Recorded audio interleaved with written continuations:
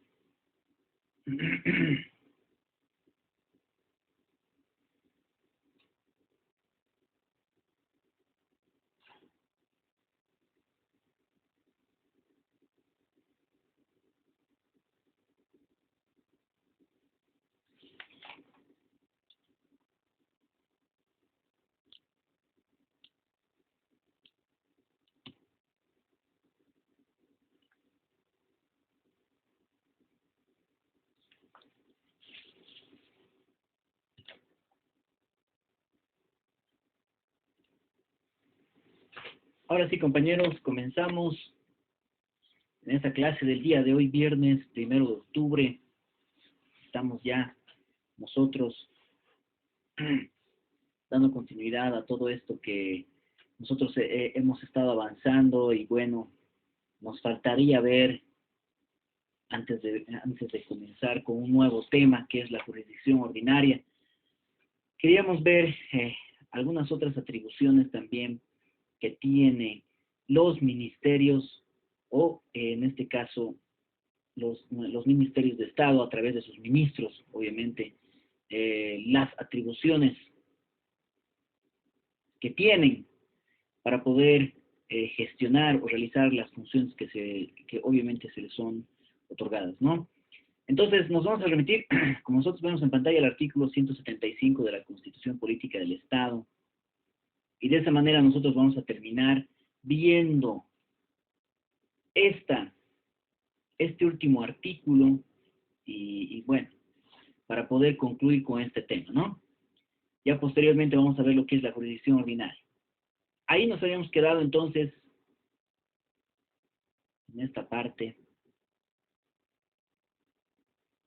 Nosotros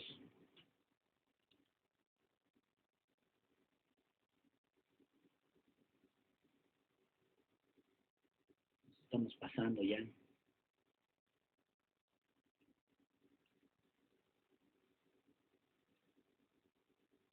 ¿Alguna consulta, compañeros, que quieran hacer antes de que comencemos? Repasando entonces algo de lo que nosotros hemos visto en la anterior clase, tenemos que mencionar que los ministros y ministras de Estado,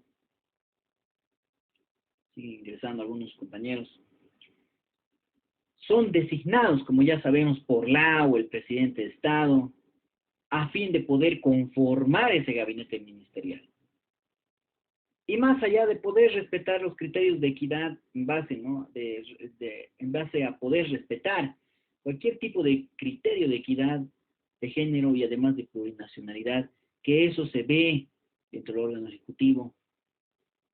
Y nosotros ya vemos ahí, ¿no es cierto?, ministros, viceministros, que responden a una plurinacionalidad, a una equidad de género entre varones y mujeres.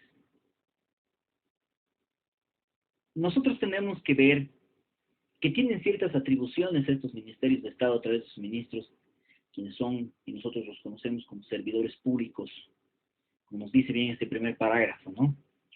Existen algunas atribuciones que nosotros podemos reconocerles y que nosotros vamos a tener que entender del por qué ellos pueden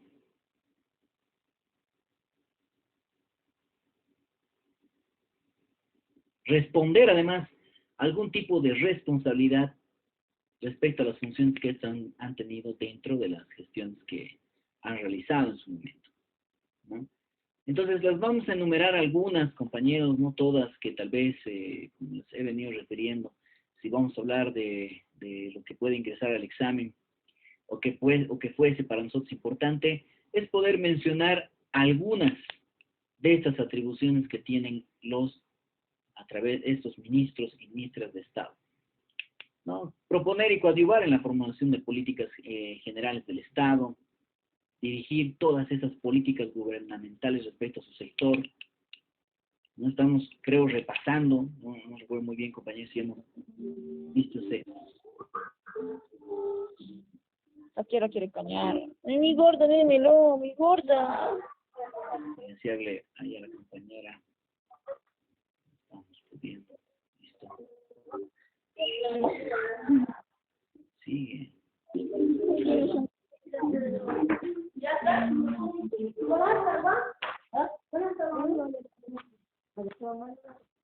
Bueno, ya sale que lo hemos silenciado, pero sin embargo sigue, ¿no? Ahora sí. No. Es raro. Por eso es. Algo me dice que la mamá que A ver. Ahora sí, a ver, alguna compañera, por favor, estamos con el audio abierto y no lo estoy pudiendo silenciar. Ahora sí creo. ¿No? Ahora sí. Bueno, cosas que suceden. Atribuciones como las de dictar normas administrativas, ya las hemos visto, en el ámbito obviamente de sus competencias también, que tienen cada uno de estos ministerios, ¿no? El Ministerio de Justicia, Ministerio de Economía, Ministerio de Aguas, ¿no es cierto?, entre otros ministerios que existen y obviamente a los cuales van a tener que ellos ver la forma de gestionar esas normas administrativas que los van a regir, ¿no? Resolver en última instancia, dice, todo asunto administrativo que corresponde al ministerio, presentar a la Asamblea Legislativa esos informes, los cuales van a ser solicitados para cada uno de ellos, ¿no es cierto? Entonces, debemos hablar también de la responsabilidad que pueden llegar a tener estos, ¿no es cierto? ¿Qué pasó? Se desconectó al compañero.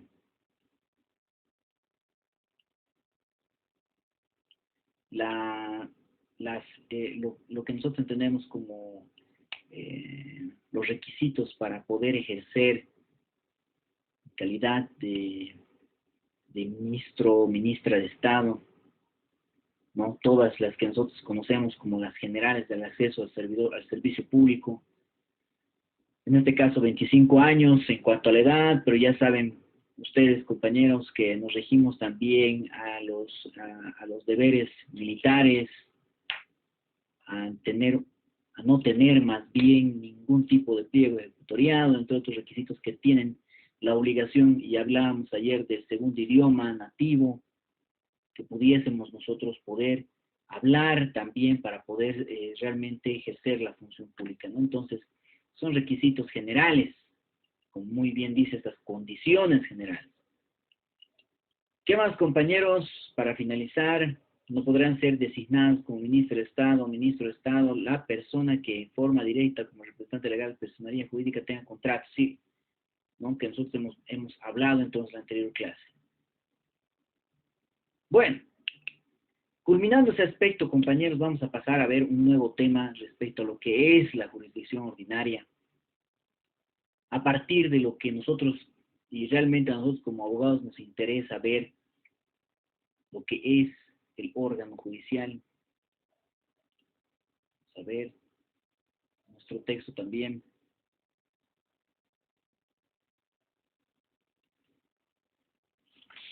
¿Dónde estamos?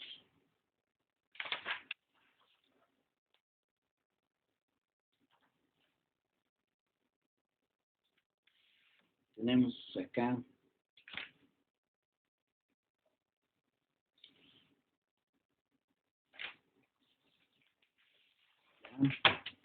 Por si acaso damos continuidad.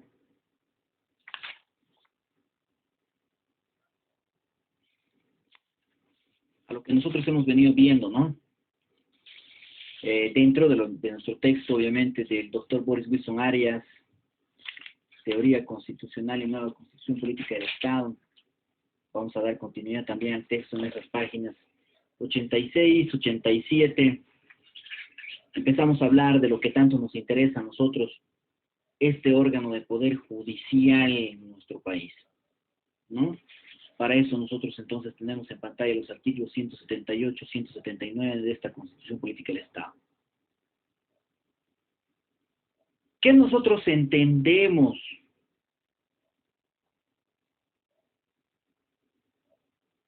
o cómo nosotros podemos ver o entender qué es o qué conforma este órgano judicial de Bolivia? Nos hablan de una facultad jurisdiccional del Estado, una facultad jurisdiccional, la cual otorga la potestad de impartir justicia. Y nos pone el autor, ¿no? La facultad de juzgamiento, nos dice. Es esa potestad de impartir justicia que nos refiere el artículo 178 en este primer parágrafo, ¿no? Esta justicia que emana del pueblo boliviano y se sustenta en los principios que los vamos a ver repetidamente, compañeros. Perdón, esto tenemos que subrayar. Principios en los cuales de manera inicial nos refiere la Constitución Política del Estado y que tienen que estar plasmadas en todas esas normas que nacen, o esas normas, esas leyes que nacen para poder entender, para poder ver la aplicabilidad que tienen estos órganos. Principios como independencia, ¿no? Imparcialidad, que nos dice. Seguridad jurídica. Y ahí vamos a ir entendiendo nosotros bien, a ver cuáles de estos nos están faltando o sobre cuáles estamos dudando. Existe independencia.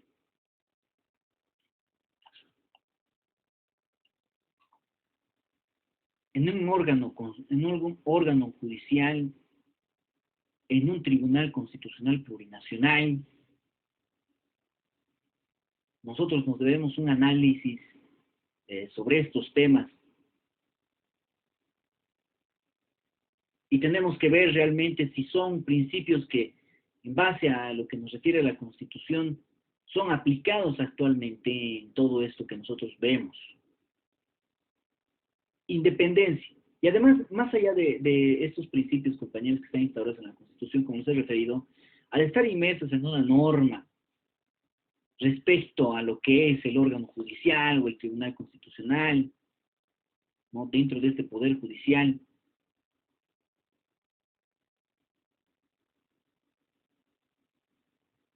Tenemos que asumir que son principios que se van a tener que mencionar de manera reiterada en nuestros memoriales. Se debe la seguridad jurídica. Existe un principio además de publicidad sobre ciertos temas, obviamente. Celeridad, compañeros. ¿Se cumple o no se cumple? Gratuidad. El pluralismo jurídico, la interculturalidad, la equidad.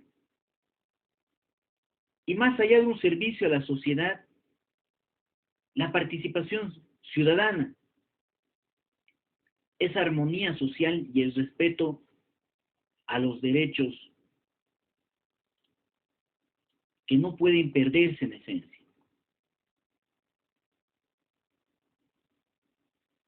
Hablamos de una función jurisdiccional. Una función jurisdiccional que tiene que emanar de la soberanía del pueblo.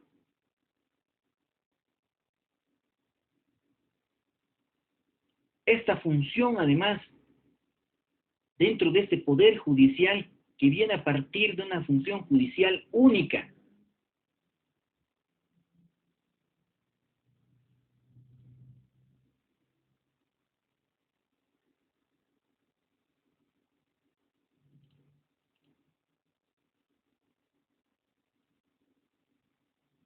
¿Estamos entendiendo, no, compañeros? Sigue ingresando, compañeros. ¿Qué hora es? 32.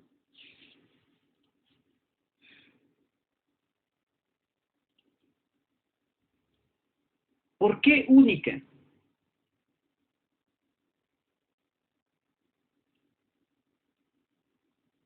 ¿Por qué podríamos nosotros entender que es una función jurisdiccional, en primera instancia, que sabemos que emana del pueblo? Y que asumimos que esta función judicial única la vemos ejercida por diversos jueces y tribunales.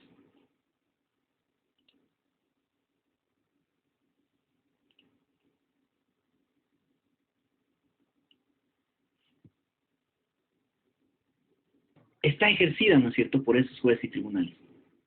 Y que tienen competencia diferenciada por esa misma Constitución Política del Estado, y que van a hacer de esta la Ley 025,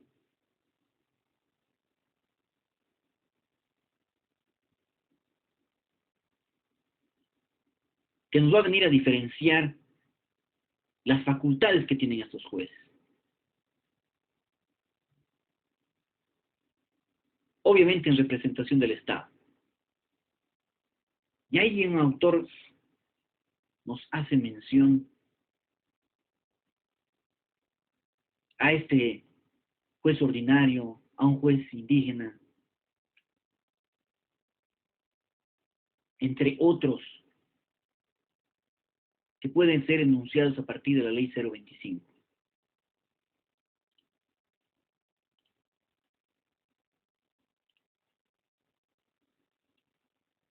Ya se les ha puesto esta ley, obviamente está en nuestra plataforma Moodle de la universidad, y la vemos plasmada en esta ley del órgano judicial.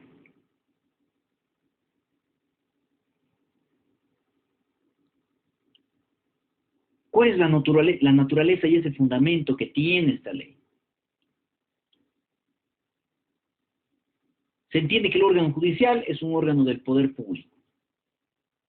Ya saben que se funda en la pluralidad, en el pluralismo jurídico.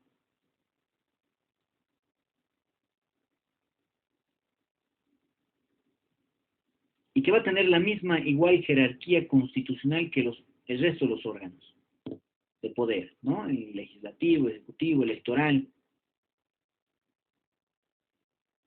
Y nos menciona este artículo segundo que se relaciona sobre la base de la independencia, separación y coordinación y cooperación entre estos cuatro poderes del Estado, obviamente.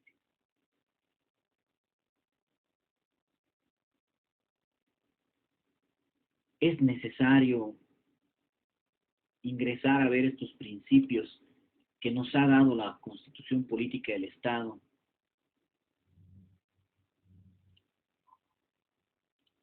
¿Dónde está mi Constitución?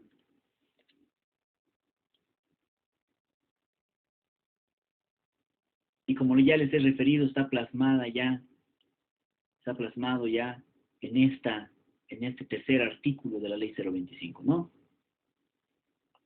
Principios en los que se sustenta el órgano judicial y los cuales nosotros de manera reiterada les hacemos recuerdo a los jueces que tienen que cumplir. Principios en los que se basan la totalidad del órgano judicial. Y siempre les estamos haciendo recuerdo, tal vez dentro de un tema político, aquí hablamos de independencia,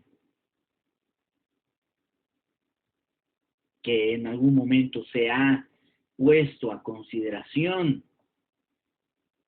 por algún juez que luego ha sido sancionado, creo que ha sido retirado de sus funciones, que el hablar de independencia bajo un principio constitucional que ha sido reflejada a través de una ley 025 y nos dice que significa la función judicial no está sometida a ningún otro órgano del poder público. Está sometida a un órgano del poder ejecutivo, compañeros, el cual puede llegar a prometer, procesar a funcionarios que cumplen su función de jueces en el órgano judicial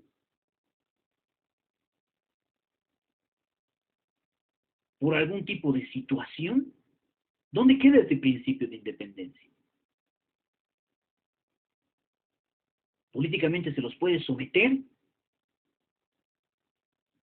¿Dónde queda el principio número 4 de lo que es este órgano de poder judicial? La seguridad jurídica.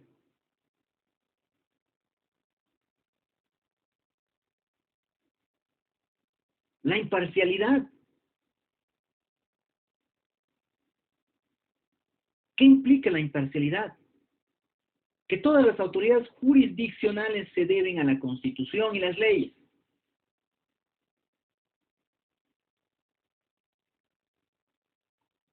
Que todos los asuntos se vienen a resolver sin interferencia de ninguna naturaleza. Y lo estamos viendo acá, ¿no?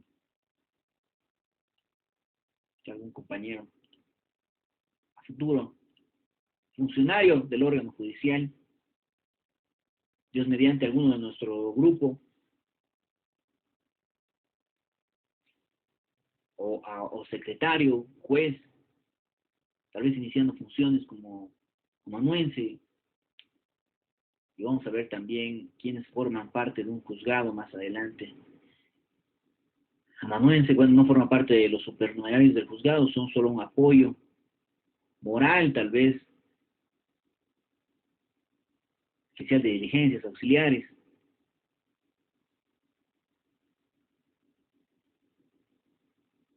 Este principio de imparcialidad, compañeros,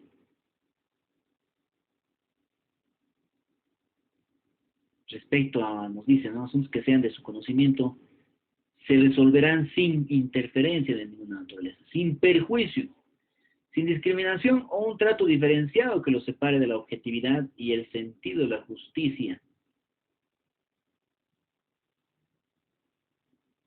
¿Interferencia de quién, compañeros? ¿Algún otro poder o órgano de poder del Estado? ¿En favor o en contra de alguien dentro de un caso particular?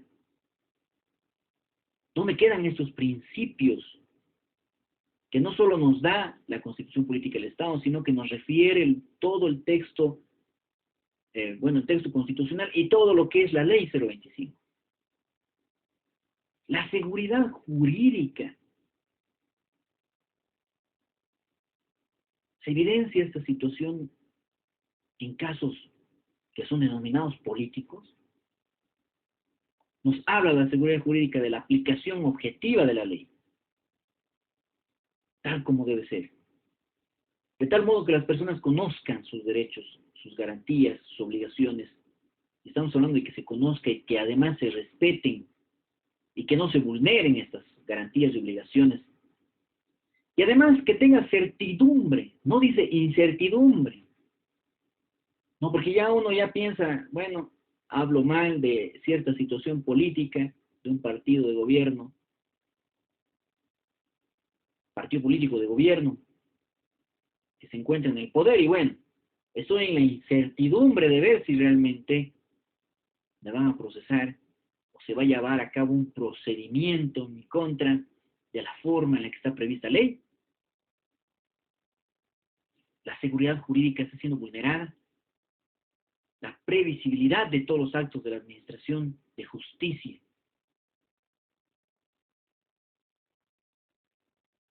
Tal vez están enunciados por un orden de importancia, ¿no?, sobre estos principios que nosotros estamos viendo en la ley 025. Principios que no pueden ser vulnerados desde ningún punto de vista, ¿no? Así los vemos, entre comillas, que tienen que darse. Y no se tiene que basar en la terquedad de un juez o porque se le haya referido una realidad dentro tal vez del entendimiento o el poco entendimiento que tiene la norma, y que siempre esperamos nosotros que estos jueces sean designados por realmente una meritocracia y no así por un aval político partidario. Y eso es lo que se espera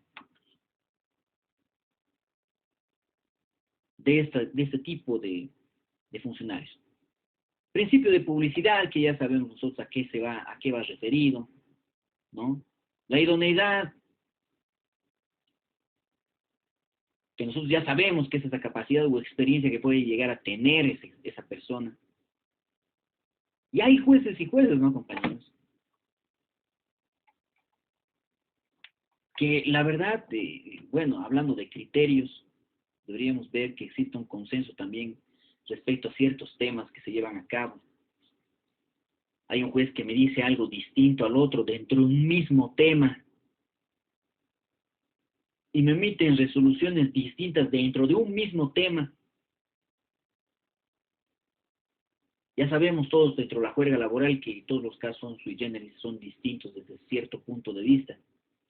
Pero hay algunos que tienen las mismas similitudes. Y que se determinen cosas distintas en cada uno, compañeros, ya, ¿no? Y que no hagan caso a lo que dice la Constitución, o que nosotros les refiramos jurisprudencia para que ellos puedan entender mejor del tema. Y aún así, dentro de esa terquedad que puede existir, estoy diciendo un caso hipotético, porque digan, aquí el docente ha dicho que todos los funcionarios del juzgado habían sido, determinen algo distinto, ya nos da la incertidumbre de que exista y que se puedan cumplir estos principios, ¿no? La idoneidad es esencial y es primaria también dentro del ejercicio de las funciones que puede ejercer un funcionario público dentro de lo que es el órgano judicial. La celeridad, ya sabemos a qué va direccionado. La gratuidad también. ¿Es gratuito? Sí. ¿No? Antes recuerdo muy bien, creo que yo no, pero hicimos prácticas justo cuando estaba en la universidad, todavía con papel membretado, ¿no? Un problema debió ser ese papel membretado para los abogados en ese momento, para sus queridos colegas clásicos, sus queridos colegas contemporáneos. Porque a cada equivocación, tener que pagar por un papel valorado, imagínense la cantidad de recursos que ingresaban, ¿no? Y nos hacíamos prácticas en eso, yo muy bien recuerdo. Pero ya luego ya no hubo esa situación y bueno, tenemos cantidad de papeles ya también que ingresan y ahora estamos pasando por un sistema virtual, ¿no? Nos notifican de manera virtual ya Ya estamos tratando de ahorrar papel también en ese tipo de situaciones. Y me parece muy esencial por eso les digo, no hay forma de referir de que nos hemos perjudicado mucho dentro de la pandemia. No, hay un portafolio ahora digital que ya se estaba preveyendo hace mucho tiempo, cuando ya nos pidieron que hagamos ciudadanía digital a todos los abogados, ¿no? Era un tema que justamente cuando estaba trabajando en el Ministerio de Justicia, me acuerdo que empezaron a empadronar a todos, y obviamente dijeron todos los funcionarios de esta cartera del Estado necesariamente tienen que ser los primeros en hacer ese empadronamiento, y hemos sido los primeros en hacerlo en la Ciudad de La Paz. Es importante de tener un sistema donde todos estemos enlazados, porque ahora ven, compañeros, y tal vez alguno o trabaja con algún abogado y estamos viendo, todos los días ya saben a qué número se van a remitir las notificaciones, ¿no? Y la tienen registrada en el registro público de la abogacía. Ahí están nuestros datos, incluso de la oficina. Y imagínense, ¿no? Ahí ya yo pongo en un memorial ya, porque ya me cansé todos los procesos en un solo número. Ahora manejamos varios números, uno específicamente para los juzgados, y todos los funcionarios ya saben dentro del sistema cuál es mi número. Me siguen notificando en el anterior, pese a que les reitero, en un otro sí se les hace referencia de que existe un número principal en el cual quiero que se me notifique, ¿no? Entonces, los otros buscan en el sistema, en el registro público de la abogacía que tienen ellos abierto, y me mandan al mismo celular, entonces van a mis memoriales también, ¿no? Hay unos que sí hacen caso, revisan antecedentes del proceso y sacan ahí. Pero ahí la importancia de, no solo estamos hablando del tema de la gratuidad, ¿no? La importancia de la aplicación de estos nuevos sistemas, las plataformas, el Webex y otras, no me acuerdo cuál es la última que estamos utilizando, lo hemos utilizado varias dentro de los procesos judiciales. ¿Cuál es la última que estamos utilizando? El Webex, pues. ¿No es cierto? Había otra, la Blackboard también, en algún momento hemos utilizado, no sé por qué el juzgado ha dejado de usarla.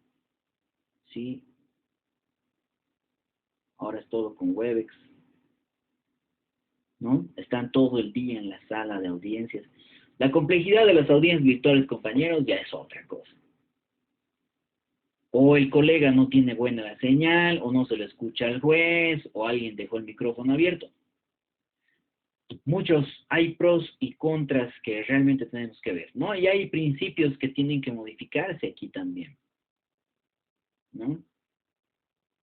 La gratuidad, el pluralismo jurídico, ¿a qué se refiere? A la coexistencia de varios sistemas jurídicos dentro del marco del Estado plurinacional, a partir de la Constitución del 2009. La interculturalidad, que ya sabemos a qué se refiere, la expresión de la convivencia de toda la diversidad cultural que nosotros tenemos, porque somos realmente un país con mucha diversidad cultural, de lo cual obviamente nos sentimos muy orgullosos y que evidentemente sale, y países que realmente tienen poca cultura van copiando ciertos aspectos de nuestra cultura y problemas, ¿no?, que se la hacen suya. Y bueno, la armonía social, nos dice, la cohesión social, la convivencia, la tolerancia, el respeto a las diferencias, que debería haber, pero que marcan, que están muy, muy marcadas actualmente. La verdad nunca me había sentido tan afectado por ese tipo de situaciones, ¿no? Respeto a los derechos. Vamos a cortarla acá, compañeros. Se nos está cumpliendo, se nos va a acabar el tiempo. Les invito a volverse a conectar, por favor, ¿ya?